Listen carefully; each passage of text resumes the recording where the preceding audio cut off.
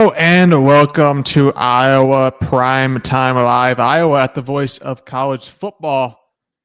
Ladies and gentlemen, we had a big game on the horizon to talk about because in less than 48 hours, the Iowa football team will be hosting one of the best teams in the entire country in the Indiana Hoosiers, the 11th ranked Indiana Hoosiers. As Iowa tries to get off the schneid against ranked opponents and pick up a signature victory here in 2025. In Indiana looking to keep their hot start to 2025 going. It should be a really fun matchup over there at Kinnick Stadium. And I can't wait to break it all down tonight on the show. My name is Zach Heine, by the way. I am your host, Iowa Primetime Live, Iowa at the voice of college football. And it is our call-in show today, so I'm going to make sure to put that link in the chat in a little bit. If you want to call in, talk about this Iowa versus Indiana game, give your thoughts, opinions, preview, predictions, whatever you want to talk about, feel free. Make sure you're following me as well on X at Zach_Heine. Make sure you're following my written work at Hawkeyes Wire, where we cover any and everything Iowa athletics, football, basketball, baseball, Indiana Fever, all the above. So make sure that you're following me at Hawkeyes Wire. And of course, make sure you're following the voice of college football at the VOCFB. We have shows all throughout the week and during the weekend from various colleges. So much to talk about, so much going on. So make sure that you're staying up to date by giving us a follow at the VOCFB. But all that put aside, we got a big game this weekend to talk about. Number 11 Indiana, 4-0, enters what's going to be an electric Kinnick Stadium on Saturday to take on the 3-1 Iowa Hawkeyes. 2:30 p.m. Central Time kick for that game, and it is going to be on Peacock. So I mentioned it on Monday, but make sure you have your Peacock subscription ready to go, or you have a bar or someplace you can go to watch the game, because it's not going to be on YouTube TV or on cable. It's going to it's on Peacock. So make sure you're ready to go with that. And I was going to have to be ready to go if they want to pull off the upset in this game, because Indiana has been super impressive. And I'll start with the macro approach to this game, and then we'll slowly dive into the different matchups, Indiana's offense versus Iowa's defense and vice versa, and we'll get my prediction for the game at the end of the show. But just in a macro sense, this is a big game for both programs. We'll start with Indiana being the road team. They're 4-0. They're coming off what was a massive win at home against Illinois. What was at the time a top 10 Illinois team. I think Illinois was a little overrated, but preseason rankings are weird, and Illinois was a top 10 team, and they went on the road, and Indiana just completely dominated that game from start to finish, 63-10. All three phases, Indiana was the better team, and so they're riding high. They're feeling really good, coming into Kinnick now, and they're looking to prove themselves again. I think what Kirk Cignetti has done so well at Indiana is he's had this chip on his shoulder. Even when Indiana wins and is ranked high and they're almost a top 10 team now, like he still has that belief that no one is giving his team a chance. That they're the underdogs, and I really respect how Kirk Cignetti keeps his team motivated like that, and he's gonna have the Hoosiers ready to go. Like this is a team that's very buttoned up. They play a clean brand of football on both sides of the ball, and they're looking for that big signature victory to move to 5-0 and to really establish themselves as top tier contenders, not just from the Big Ten, but nationally in the college football playoff and in the national title picture. So it's a huge game for Indiana. And then on the opposite side, it's a big game for Iowa too, because you're 3-1. You lost your game to Iowa State, which was your first big prove-it game of the season. and then you beat UMass, who cares? But then you go on the road and you beat Rutgers, and the offense shows signs of life. And now it's like, okay, we're feeling pretty good. We're feeling pretty confident now about this offense heading into this game. And you have a chance to finally break that winless streak against ranked opponents. Iowa has lost their last 10 games against ranked opponents. Their last win was that Penn State game in the top 4 matchup at Kinnick 4 years ago, back in 2021. And so Iowa has a chance here to, get off of that streak and beat a ranked team.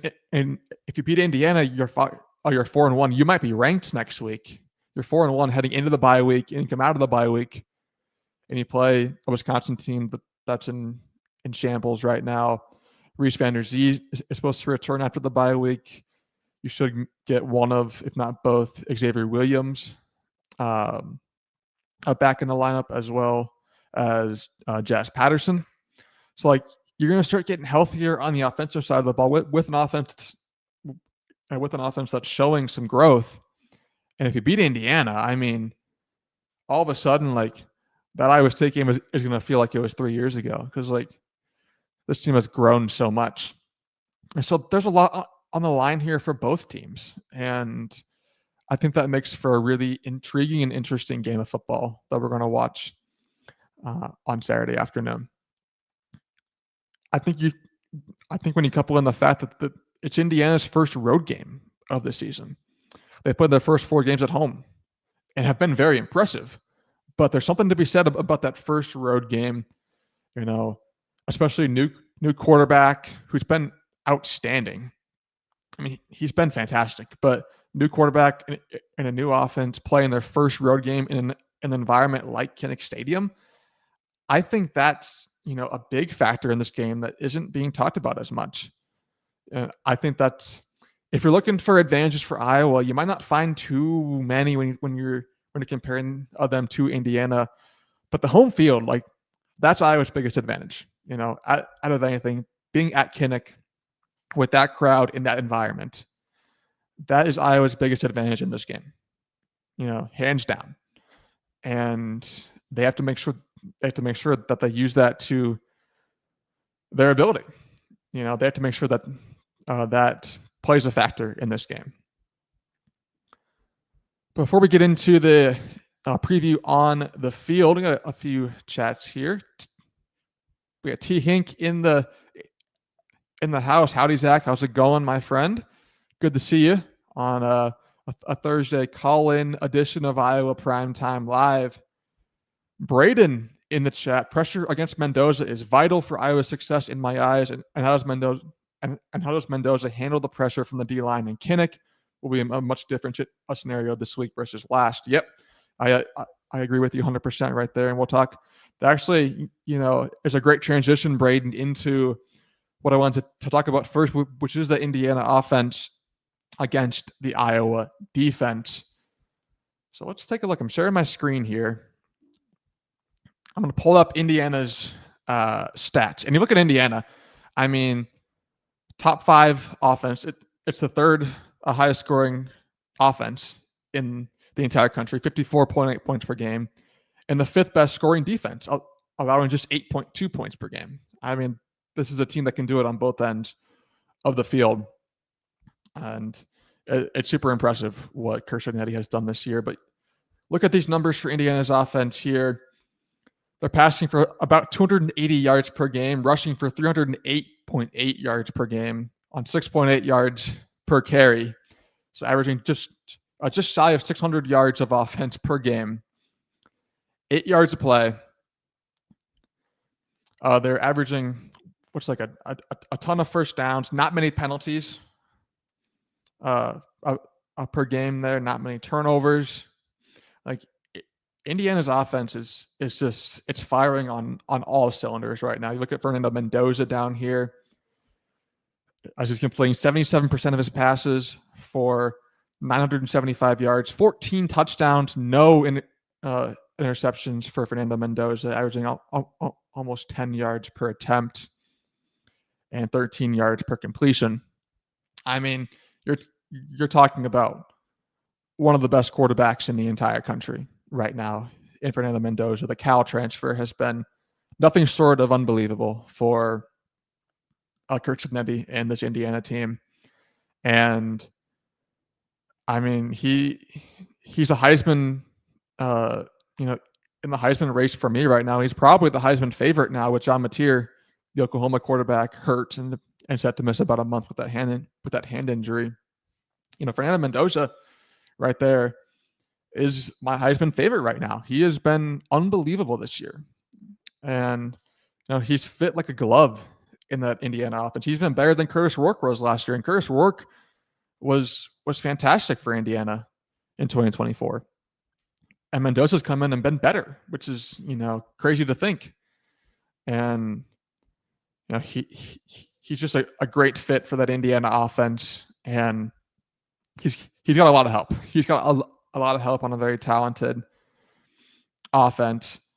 You look at Indiana's rushing game here. Kalen Black is their leading rusher, 306 yards on the season, with two rushing touchdowns, averaging about 7 yards per attempt. But they also have Kobe Martin right here, 222 rushing yards, 9 yards per carry, 4 touchdowns on the year. Also have the transfer Lee Beebe, who I believe is hurt, actually, Lee Beebe. So I don't think we'll be seeing him in this game. But Roman Hemby, another transfer, 265 rushing yards, 4 rushing touchdowns. Or no touchdowns for him. Sorry. I was looking at the receptions. But I mean, Indiana's got a couple of guys that they can rotate in and out who have been good, who have been really good for this offense. And then you get to the receivers. And gosh, if you thought the Rutgers receivers last week were great, and they were great, these Indiana receivers might be better. Omar Cooper Jr., 19 catches, 377 yards, and 5 receiving touchdowns, averaging about 20 yards per reception. Elijah Surratt, 24 receptions, 256 yards, and 5 touchdowns. EJ Williams, 13 catches for $116 and 2 touchdowns for him. Those are really the big 3 guys for Indiana in the passing game. Those receivers are really good. They have the Tennessee transfer tight end Holden Stays, who has 4 catches for 42 yards and a touchdown as well.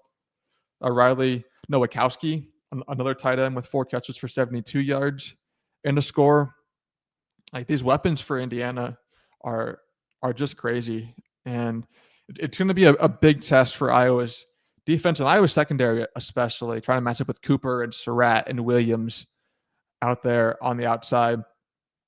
Because we know what TJ Hall can do. We know what TJ Hall has done this year, but we've seen what Deshaun Lee has struggled with in 2025. He's gotten burned. He got picked on last week by Ethan Kaliakmanis and Rutgers, and so if they saw that mismatch, that Curt Cignetti and his coaching staff have found that mismatch as well. So you got to be really careful out there with how you utilize Deshaun Lee against those receivers. And then Indiana's offensive line too is fantastic. Indiana, they really bullied Illinois last week with their offensive line and really set the tone there for that blowout. And so there's not really a big weakness on this Indiana offense looking at it right now. And per PFF, Indiana is the best graded all-around team in the entire country, according to PFF. It took a 99.5 overall grade out of 100. 99.5 overall grade for Indiana. Like, they've played basically perfect football almost through 4 weeks, which is unreal. And it's not like it's not a great sign for Iowa, but when you say it that way, but also they have to be due for a mistake, right? Like, no team plays perfect football the entire season. And if there's ever going to be a mistake, you would assume it's the first, road test of the year, playing at a tough stadium in a tough environment. And so, that's something to keep in mind there, is that Indiana's offense is really good. There's so many weapons for Fernando Mendoza to distribute the ball to and to make plays to. So, you got to keep an eye on that if you're an Iowa defense. Let's take a look at that Iowa defense. on the season. You look at those linebackers leading in tackling, Jaden Harrell and Carson Shire, 28 and 26 tackles combined. Shire with 3 tackles for loss as well. You look at really the big things for me that are going to be the key for Iowa in this game is, first of all, getting pressure on the quarterback and getting sacks. Iowa has 10 sacks this year in 4 games. Max Llewellyn is the only guy with more, and Herkett are the only guys with more than 1 sack. Llewellyn has 4 sacks already, which leads the Big Ten so far. He's been great. Herkett with 2 sacks. He looked really good in that second half against Rutgers. Those guys, along with Aaron Graves up front, they have to win their matchups. If Graves, Herkett, and Llewellyn are not getting home and they're not getting pressure, you can forget about it. Iowa's not winning this game. And it's just so important because we saw last week against Rutgers, if Iowa allows the opposing quarterback, who's a good quarterback with good weapons, great weapons, to just sit back in the pocket and throw, he's going to dice up this Iowa secondary right now. Unfortunately, this Iowa secondary is trying to figure out some things. They're trying to figure out some personnel, and it hasn't looked great so far through 4 games, at least against Rutgers. And so that defensive line, if you want to throw in Jonah Pace, Brian Allen, Bryce Hawthorne, go right ahead. But you're going to need all of those guys to really wreak havoc in this game. And as Braden said, get pressure on Mendoza and make sure that, he's not able to settle in and make sure that he's not able to, just sit back there and dice up your defense. It's going to be really important for Iowa, especially early in the game. Early in the game, when the crowd is loud, Iowa's defense needs to go out and establish the tone. A quick 3 and out, a turnover, a sack, whatever it takes, keep that crowd in the game. Keep that crowd in the game. That should be Iowa defense's main goal early on. Is put pressure on Mendoza, keep the crowd in the game. Because we've seen what the Kinnick crowd can do late in games when the game is close, when you need, to force a penalty, and that Kinnick crowd always delivers.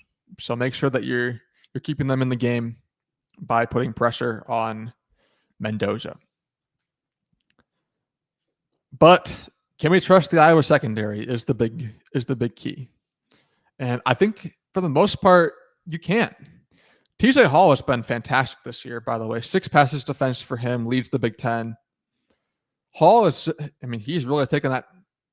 He's really taken that step on the outside. I feel pretty good about TJ Hall matching up with a Cooper or a Surratt. Obviously, those are elite wide receivers, and they're going to win some matchups sometime. But I feel pretty good about that. It's the other side it's the other side of the ball with Deshaun Lee guarding whichever one of Cooper and Surratt isn't on Hall.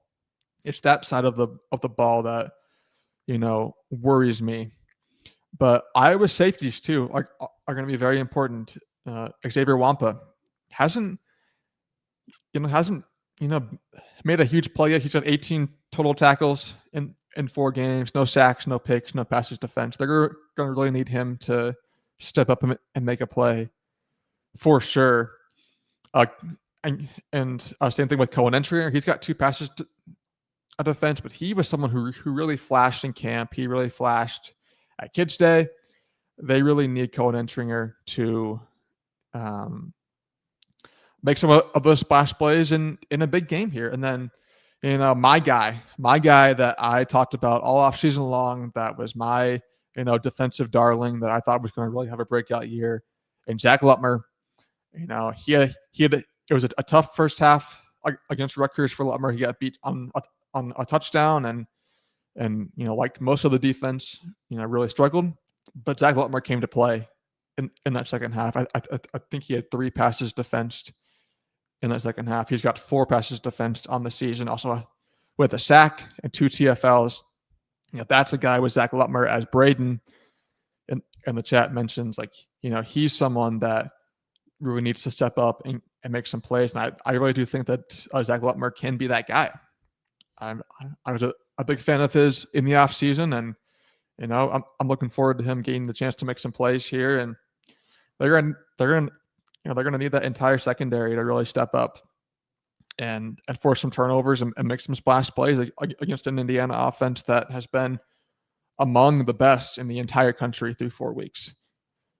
And then the linebackers, Jaden Harrell and Carson Shire, Jackson Rexroth as well, who had that pick last week against Rutgers. Those guys are going to be huge in this game for Iowa because unlike Rutgers, Indiana can actually run the ball and likes to run the ball. And so you're going to need Harrow and Shire to be shutting that down, but also not to get fooled in the play action game as well. And so, it's really important there for Iowa's defense to really try and shut down a tough Indiana offense. And those linebackers are going to be super key with that. Really important. And so Iowa's defense has their work cut out for them. They really do, especially after how they played in the first half last week. But they turned it around in the second half. They came to play. And if there's any coach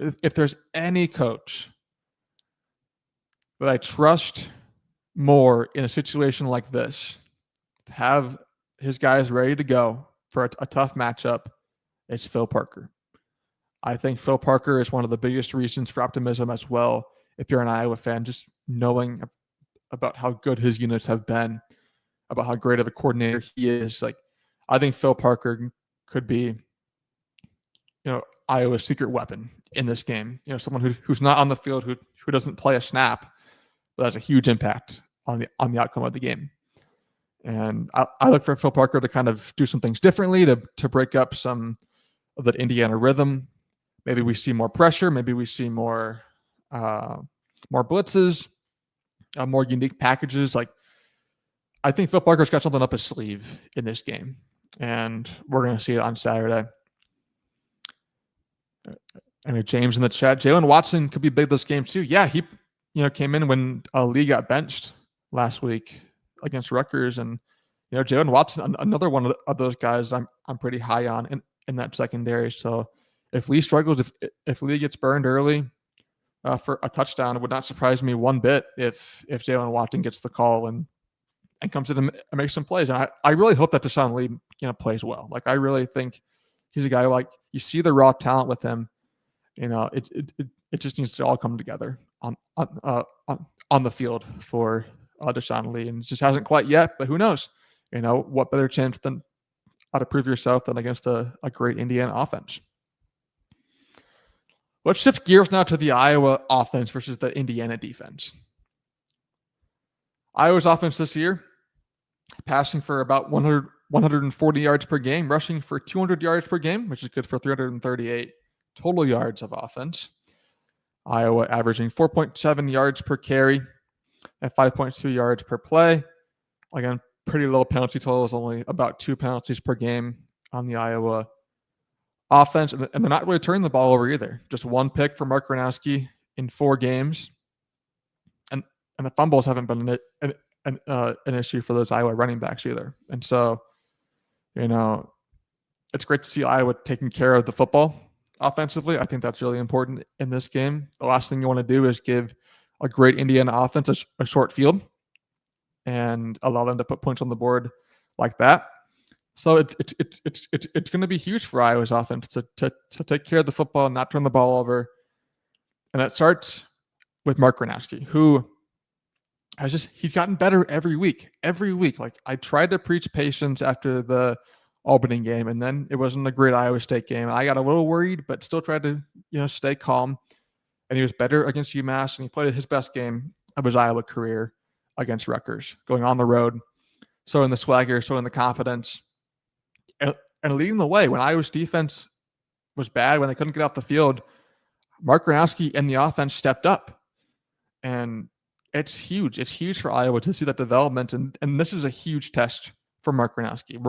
We're going to see how much that Iowa offense has grown, because this is the best defense they've played all season, and easily the best since Iowa State.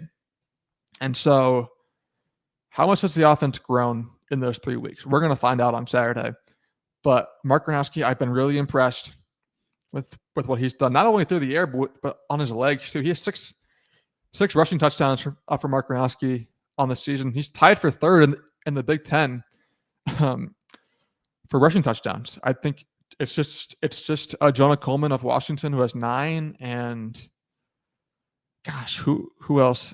I think Justice Haynes of Michigan might have more than him, but Mark Gronowski's 6, is right up there with some of the elite running backs in the Big Ten Conference in terms of rushing touchdowns. And so he's done a great job of finding the end zone there, using his legs on design plays, but also on plays where the pocket breaks down, and he just needs to go out there and make something out of nothing. And Mark Gronowski has done a great job of that, and playing in the Iowa system, but also making some plays. And so Mark Gronowski is getting better.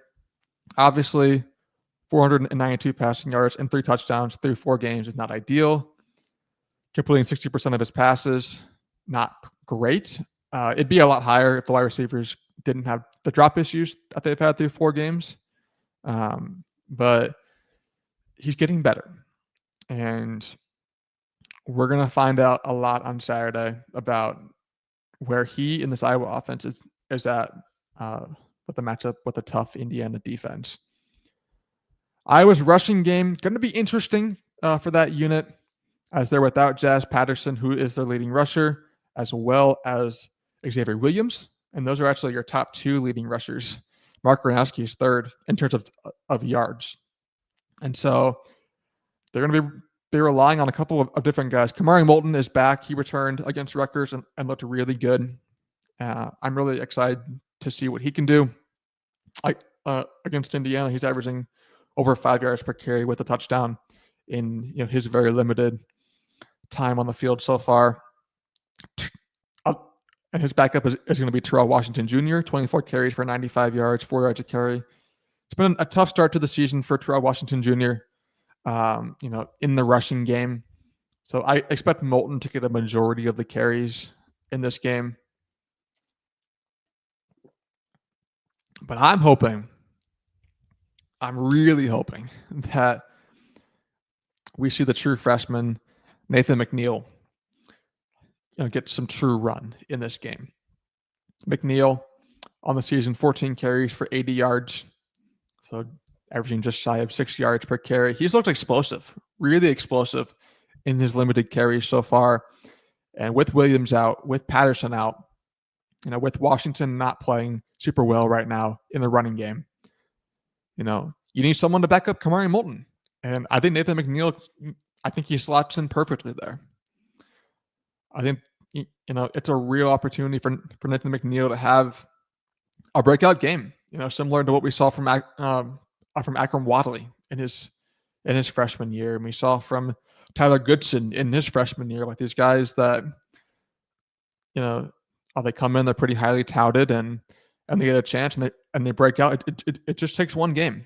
And I think we see more of Nathan McNeil. I think we see a guy who, breaks out and looks like a legitimate Big Ten running back.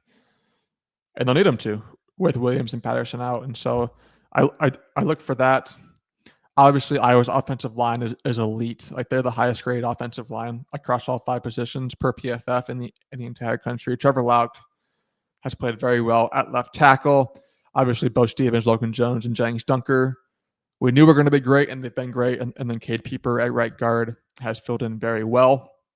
And so your Iowa offense doing some great work behind the offensive line, who's been excellent this year. And so riding that group in that running game against Indiana is going to be a big key for the Iowa offense on Saturday. And then we look at the receivers as well. No Reese Van Der Zee and no Jerry Bowie, and no Strenga, obviously, with those injuries. And so you're going to be relying on, a Sam Phillips, who has 5 catches for $115 through the air. A senior Jacob Gill, 8 grabs for 91 yards. Your backup tight end, DJ Vanami, 3 catches for 35 yards. Hayden Large, 4 for 19. Caden Weechin, potentially through the air could be a threat. Dayton Howard, I would love to see Dayton Howard get a bit more involved, and then obviously Seth Anderson as well.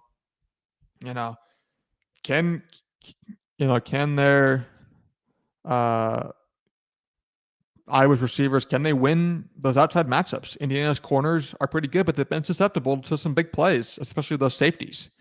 Like if there's a weakness on this Indiana roster and this team, it's a secondary giving them up some big plays. And so can Iowa get those a big explosive passing plays using Dayton Howard and using a Sam Phillips or a Seth Anderson? It's going to be tough, but I think that's a key to victory for Iowa. Running the ball, and you got to hit on some explosive plays in the passing game. It cannot be dink and dunk. It can't be the Iowa State game plan from a few weeks ago. Like Iowa's got to come out aggressive and trying to win this game. It's really important with that. Indiana's defense is elite, though. It's gonna be tough. Let's take a look at their defense. So Indiana brings back, a star player at all three levels. Mikel Kamara, I apologize if I got the name wrong here. He's back. He had 10 sacks and 15 TFLs last year for Indiana, a transfer that came with Kirk Cignetti from James Madison. He's got 2 TFLs and a sack so far this season, but that's a guy that can really wreak havoc up front for Indiana. Aiden Fisher, the linebacker, is back. He was fantastic last year. 118 tackles, 6 TFLs, 4 passes defensed for Aiden Fisher, another one of those James Madison transfers that came over with Kirk Cignetti. And he's got 17 tackles and 4 TFLs and a sack already in just 4 games. He's a stud. And then D'Angelo Pons as well, another one of those James Madison transfers. He's got a pick and 11 tackles already this year, but he had 57 tackles, 3 picks, and 9 passes defensed last year for Indiana. And so, it's those 3 guys. It's Kamara, it's Fisher, it's Pons. They're elite players at all 3 levels for the Indiana defense, which makes things difficult for an Iowa defense trying to find a mismatch. And you also have Amari Farrell, a DB who has 2 picks, as well as Lewis Moore with those 2 picks. At the sacks, Isaiah Jones, a linebacker, he's got 3 sacks. Mario Landino, a D lineman, also with those 3 sacks. So, Indiana's just done everything so well defensively. But it's those star players. It's Pons, it's Fisher, it's Kamara. Those guys make life so difficult for opposing offenses. And they're going to make life difficult for the Iowa offense as well. And so it's going to be a challenge. It's going to be a big challenge there for the Iowa offense. Running the ball, trusting your senior offensive line to move bodies, and you got to hit on at least 1 or 2 explosive pass plays. As Braden says, don't throw towards Pons. Yeah, I agree. D'Angelo Pons is someone I'm trying to avoid in that passing game. Also, you're right. McNeil could give us an edge. Brevin Dahl is back as well. Yes, Brevin Dahl has been kind of in and out of the lineup with injuries. Another freshman running back. He's back, so he'll be some good necessary depth there for Iowa. He's probably their 4th running back in this game. But it's good to have Brevin Dahl back, in this game for Iowa. It's tough. If you're looking for a non-Kinnick Stadium advantage for Iowa, I think special teams. Drew Stevens has missed a few kicks, but overall he's been a very accurate kicker at Iowa, and he's someone with a big leg. Nico Radicic is Indiana's kicker. Really good kicker from short range, not as big of a leg as Stevens though, and so keep that in mind if this game is close and there's a field goal on either side, unneeded for the lead or for a late score. Indiana's playing their backup punter. He's started all I think every game this year, but he's not their starter heading into the year. So keep that in mind. Obviously, they're going to try and punt away from Caden Wheaton, but with a backup punter in there, maybe he makes a mistake. Maybe the crowd gets to him. Maybe there's a a block, whatever the issue is, keep an eye on that. But obviously the biggest advantage for Iowa in terms of special teams, is Caden Weechin. Back-to-back weeks with the return touchdown. He's absolutely electric. Kirsten Nettie, sung his praises on Monday when he talked to the media, and so they're gonna have a plan for him. I think Indiana's plan is kick it. Hey, 21's lined up here. You're kicking it over here. That's Indiana's plan. They're going to do everything that they can to make sure that Caden Weechin does not touch the ball on a return. They kick it out. They kick it out of the end zone a lot, and so it'll be tough for the kick return. And I'm sure they're going to just be trying to punt out of bounds and do whatever they can to get it out of the hands of Weechin. But if he gets his hands on one or two, he's a threat to score from anywhere on the field. And so keep an eye on that in this game. Michael in the chat, how much of Stevens' misses are due to the snaps? Yeah, I think a lot of it, actually. The snaps have been kind of an issue this year.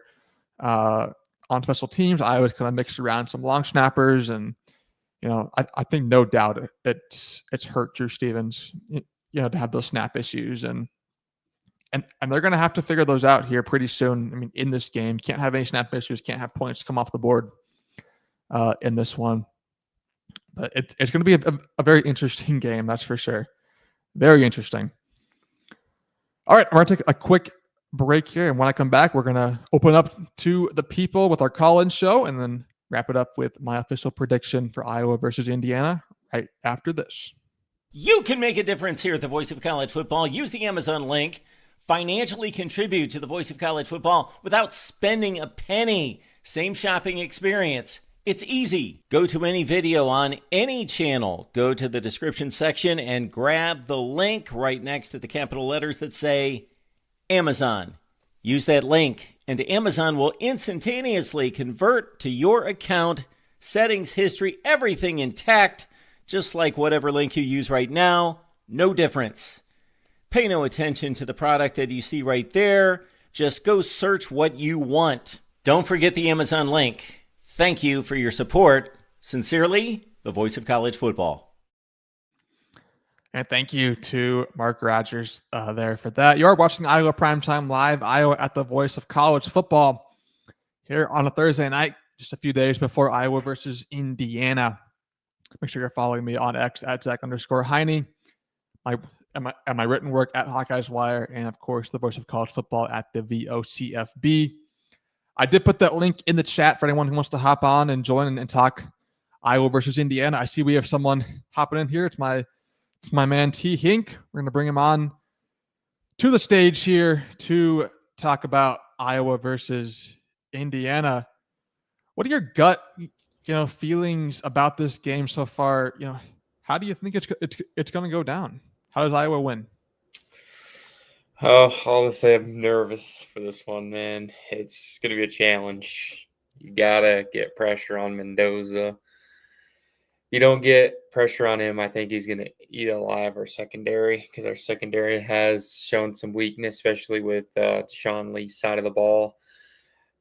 I hope if Deshaun gets beat a couple times, I hope they're not afraid to go to the backups like Jalen Watson. I hope he gets some run and just not at the end of the game like we saw at Rutgers. Yeah. But if I think we get some pressure, which I think being at home will help. If they can get pressure to Mendoza, I think it can rattle some. I think you can rattle him if you get pressure early, especially with the north end zone.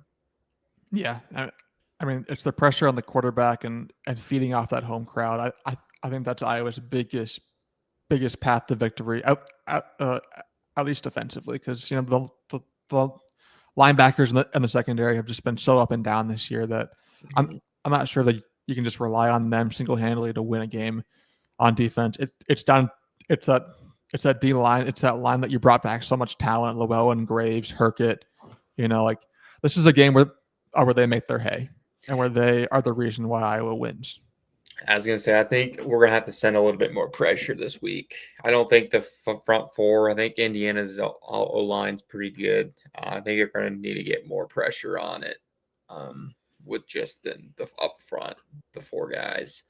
Yeah, and I Um, don't know who you like. yeah, If you're blitzing a linebacker, like I'm not sure which linebacker is the best one to blitz. I think Zach Lutmer's been pretty good on blitzes this year, so I think bringing him down a couple times might not hurt. I hope to see more Rex Roth come in. Rex Roth, yeah, he looked. I mean, he had the pick against Rutgers. You know, he's looked pretty good. I know he's in there on passing downs for Jaden Harrell usually, who's kind of struggled in that part of the game so far. Yeah, I agree. I look back at the Rutgers game a little bit. I know we're already on to Indiana, but Yeah, I had a few things that I wrote down from the Indiana or the Rutgers game. yeah, let's hear it. The Yeah, defense looked extremely shaky.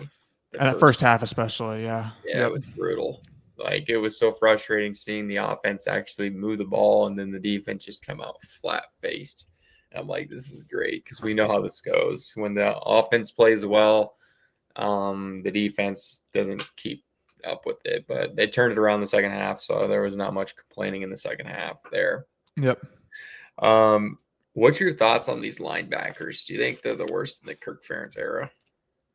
I was thinking something like that during that first half. It was a struggle. Rutgers was really picking on Carson Shire in the passing game, and Jaden Harrell as well. They've been good against the run. Also, though, I thought Iowa's linebackers are good against the run. It's just been a real challenge in the passing game. They don't have that super athletic, linebacker to guard in the passing game like a Jay Higgins, a Jack Campbell, a Josie Jewell. Like they're missing, that kind of guy right now. And it's not to say that a Shire or a Harrell can't turn into that during the season, but so far Iowa's really missing that. And I think at least me, I really underestimated the loss of Jay Higgins and Nick Jackson from that defense last year. Like those guys were just absolutely elite linebackers, and I was trying to fill the pieces and fill the gaps, but no matter who you bring in, it's going to be a drop off from Higgins and Jackson, and so it's been a bit of a struggle. But the Indiana game could be a cleanser for that, and Harrow and Shire come out and play really great games, and we're not talking about that anymore. So hopefully that's what happens. But so far it's been tough. Yeah, especially in the RPO game when when he's got to keep contain on that. There was a couple times in Rutgers that he just get buried in the RPO game. He'd get so sucked up in the middle he could keep contain on the edge there. But yep. I don't know. I feel like they're not very good, but you think they'd be better being fifth and sixth year guys. Like they'd be at least manageable. Yeah. Yeah, he can't cover his right, Seth. But that's down there in the chat. Yep. Yeah. I still up in the air on the receivers. There are some catches that need to be caught, especially in the first half against Rutgers. The one to Sam Phillips, that was a perfect ball from. It was a dime. It was a dime. That was right where it needed to be. Yep.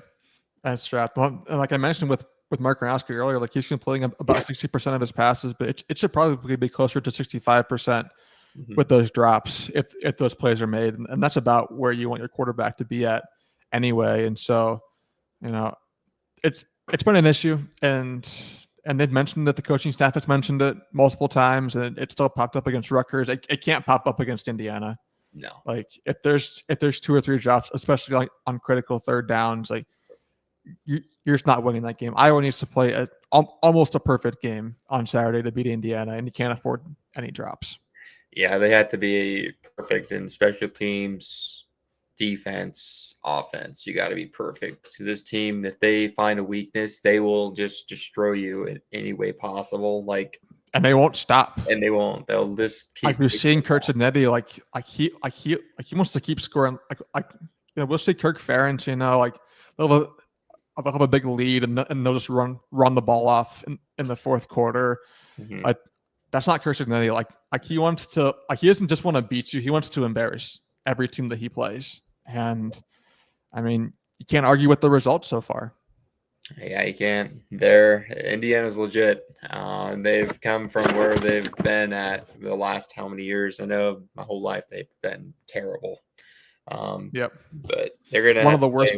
programs ever. Yeah. And it's been a heck of a turnaround, especially in 2 years. You would not have thought that Indiana would be a power. I mean, I don't know if they're quite to a power yet. They're still Indiana, in my opinion. This, like I said, remember a couple years ago where they couldn't even spell their own name on their own jerseys. Yeah. Yeah. That's kind of how Indiana was back in the day. But that's a lasting memory. Yeah. yeah. And I don't know if they'd come into, like, I know you were on the show with those Indiana beats on Monday, or it's Tuesday. Yeah, it's Tuesday. Yeah. And they were all Indiana. But I'm like, I don't see Iowa getting blown out by this Indiana team. Yeah, I don't see a blowout. I could see a scenario like I think at halftime this game is one of two ways. It's either like a 10-10 game and Iowa's brought Indiana down to play their level of football, or Indiana's up 20-6 or something like that, and Iowa's in deep trouble and has to come back. Like I think it's one of those two scenarios. Hopefully, I mean, Iowa's going to try and muck the game up. They're going to try and make Indiana, play Iowa style of football, and we'll see if they're successful with that. I'm not sure if I believe Iowa can win the game playing that way, but I mean, I think also there is something to be noted about Indiana's, playing on the road for the first time this year. Right. They played two great teams on the road last year.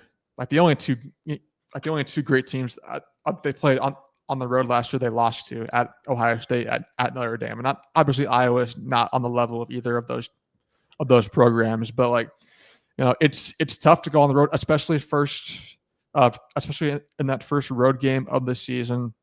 I think Iowa's really got to jump on them, as Bob says. We got to score first to keep the crowd engaged. Like Iowa, like that crowd needs to be in the game. Indiana can't march down the field and put a touchdown on the board and then Iowa punts. Like it just can't happen. Like that crowd needs to be involved. Yeah, it's got to be like the 2017 Ohio State-Iowa game. Either if Iowa wins the toss, they're gonna get the ball, because Iowa hasn't.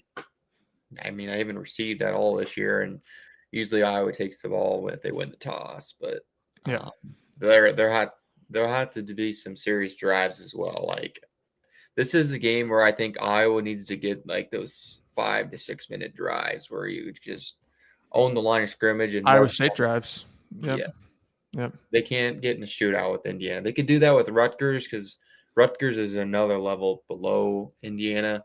And their defense is horrible. Yeah, and you could see that, because I mean Iowa was just going down and down. Like, and if Iowa can maintain those drives, because there were some drives against Rutgers where they were just it was a hell of a drive. Like I've never seen where Iowa's taking the ball at they're 25 and they've marched all the way down to score a touchdown, needing a score too. Like I mean, they were down 4 and they went down and just punched the ball in. Like it was crazy to see an Iowa offense do that.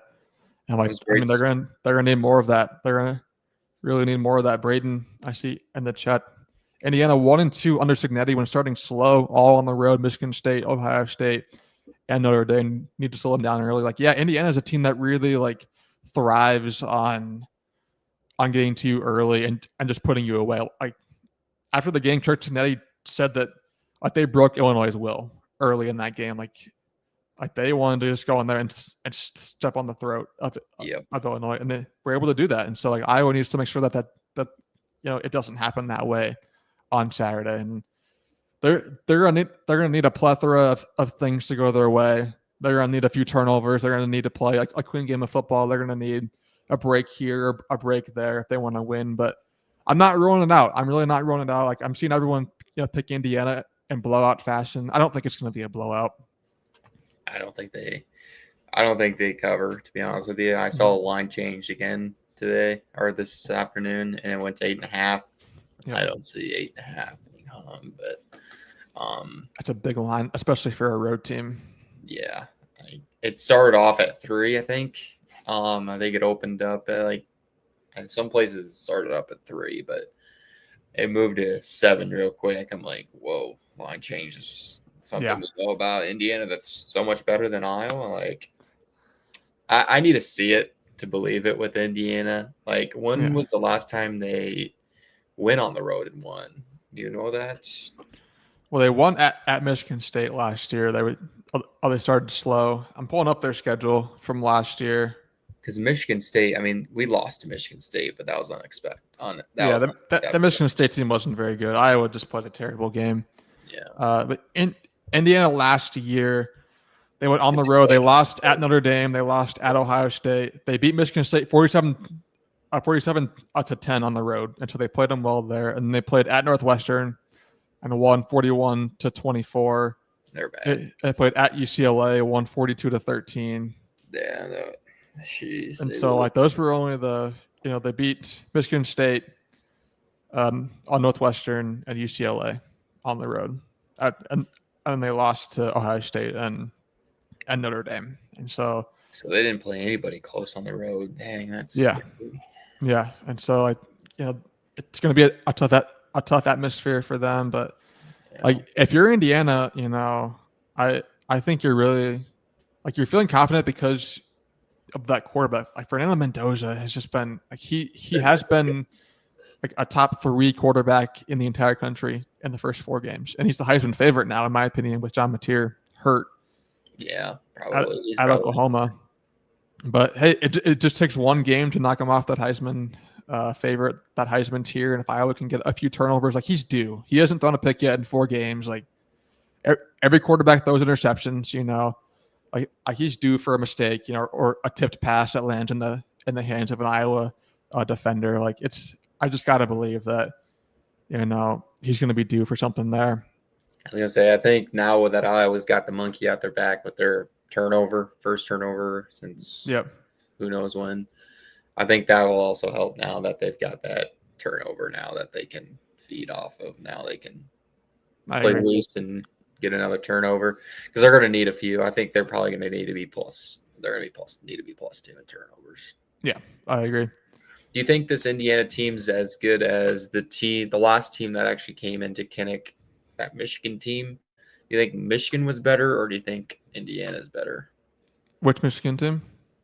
Oh, it was the last time. I think it might have been 22 or 23. Michigan came into Iowa. I mean, the last time Iowa played a top 10 or top ranked team. Yeah.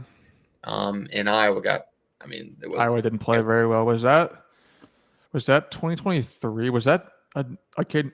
Yeah, I think it was Cade McNamara. Was he hurt in that game? I think it was his first year. Yeah.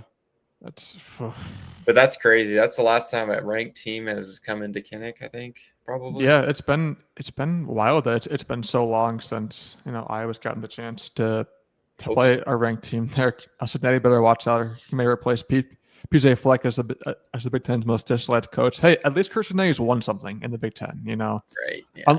Unlike PJ Fleck, who just runs his mouth all the time and doesn't actually produce results on the field. That's just what he does. Minnesota culture right there. Darren Meyer, create turnovers, pressure QB. Yeah, it's a pretty simple, playbook for Iowa's defense to win the game. Anyone else out there hate these games on Peacock? Yeah, I don't know why this game's on Peacock. Like, it helps. It doesn't help that the Oregon Penn State game's on NBC. That took up the time slot right there, and then CBS I think has the USC Illinois game, and that's a top 25 game. And then but Iowa's game is right in the middle of that though, because they're at 2:30 and the Illinois game's at 11 and the Penn State game's at 6:30, I think. So I don't know. Like I'm not a big fan of the Peacock games. Like I don't know why you'd like. Why is Iowa Indiana on Peacock, but Northwestern and UCLA is on a main channel? Like, what are we doing here? Come on. Like, I'm trying to get tickets to go this week. I haven't been to a game in a while, so I'm gonna try and get. It'd be a fun game to. Like, it's gonna be an electric atmosphere. Yeah, it is over there at Kinnick. Like I have no doubt about that. Especially if they can get up early, if they can rattle them or get even a 3 and out, that'll be wonders because then the crowd. The crowd's really going to get going. Yeah. Then if Iowa can somehow put a drive together and go up 7-0, then the pressure comes on. Because I think everyone's picking Indiana to win. I think the pressure's all over. Oh yeah. I of like Iowa State 21, where Iowa was going into Ames, and Iowa State was supposed to be picked and win the conference, and they flopped right in their face. I think. I don't know if the Indiana will flop. Their schedule is definitely a lot more challenging than Oregon last year's was, but on the schedule this year for them. Yeah, I wrote an expert predictions story on Hawkeyes Wire, and basically all the experts picked Indiana to win. I think there was one expert who picked Iowa, but everyone's riding the Hoosier bandwagon right now. The Kurt Cignetti train, they're buying in, and it's hard to to be wrong with that. I think they looked really good. Any final thoughts on this game? And then I need a score prediction, obviously, for what's going to happen on Saturday. Well, I do a side thing on Sunday night, and we usually pick games. Yep. And my other co-host, he had Indiana winning. I actually went on a limb and said Iowa was going to win. It's probably just my homer in me, but I think Iowa with the crowd. I still don't think Iowa. I don't think Indiana will live up to the hype. Still, I'm not on that banter yet, and maybe they're wrong, and I'll fly right in my face. But I don't know. I think Iowa gets it done this week. My predictions have been way off. Like last week, I did 20-13, Iowa beating Rutgers. Yeah, wasn't expecting it to be a shootout at all, but I think Iowa's going to have to put up some points here. So I'm going to do, let's say, I'll have to do 38 to 24. All right, Iowa. Yep. I'm sticking to my predictions. I've been pretty well on my season predictions on my show. I've gone 19-9. This is overall college football, so I went 19-9. But I'm sticking to that banter, and I'm going Iowa, and I think Iowa gets it done this week. My season prediction was Iowa going 9-3. I still think Iowa goes 9-3. With their losses, we're going to be. I guess I picked Iowa to lose to or beat Iowa State, so that's 0-1. But the rest of the game so far, I've picked. They were kind of just chalk at this point. But my three losses were USC, Oregon, and Penn State. So, and I had Iowa winning in the preseason. I think Iowa still wins here in the regular season. So, all right, there you have it. 38-24, Iowa. According to T. Thanks for hopping on, my friend, and enjoy the game I'll wait to hear what your prediction it will be. Hopefully, I get to the game. The tickets aren't terrible this week, so no, they're not too bad. Yeah, hopefully you're able to get over there. And I'll be on an Iowa victory. So I'll leave it to you, and have a good night. All right, you as well. Thank you, T. Hink, with the prediction there. All right, we've reached the end of the show, which means it's time for my prediction. As we had Darren saying Iowa's winning 31-28. Seth, if we win on Saturday, it'll be epic. Feels like a good Penn State team in comparison. Yeah, I mean, this is a game I've gone back and forth with all week, because everything on paper says that Indiana should win this game. Like they've been one of the best teams in college football. They have a Heisman Trophy winning or a candidate at quarterback, great weapons, great offensive line, fantastic defense. Like Indiana is such a well-rounded team with a great head coach. It's going to be a tall task for Iowa to win this game on the road or at home, I mean. But it's that home crowd. And we've seen weird things happen at Kinnick Stadium where good teams come in, and we've seen some not great Iowa teams pull off the upset. And I just really think, I don't know, Iowa's due for a ranked win. I feel like 0-10 in their last 10 games against ranked opponents. They have to be due for a ranked win at some point or another. And I do think that, you know what? I'm going to pick Iowa. I was thinking about picking Indiana, but give me Iowa 24, Indiana 21. I think that Iowa's defense plays a much better game. They get things going, and they get pressure on Mendoza, and they force a turnover or two. Iowa's offense isn't fantastic, but they do just enough. And I, just like Braden says, I think Iowa wins on a walk-off Drew Stevens field goal. Braden has Iowa winning 31-28 in that game. But yeah, Iowa 24, Indiana 21, a big signature victory for Kirk Ferentz and the Hawkeyes at home to move to 4-1, in my opinion. But it's going to be a fantastic game at Kinnick. I cannot wait to watch. 2:30 p.m. on Peacock. Iowa versus number 11 Indiana. It's going to be a blast. Hopefully everyone out there enjoys watching the game and enjoy the show tonight. I'll be back on Monday night at 6 p.m. to break down the Iowa versus Indiana game. Hopefully talking about a big Iowa victory going into the bye week. But thank you for watching and tuning into Iowa Primetime Live. I will talk to you all on Monday. Have a great weekend, everybody, and go Hawks.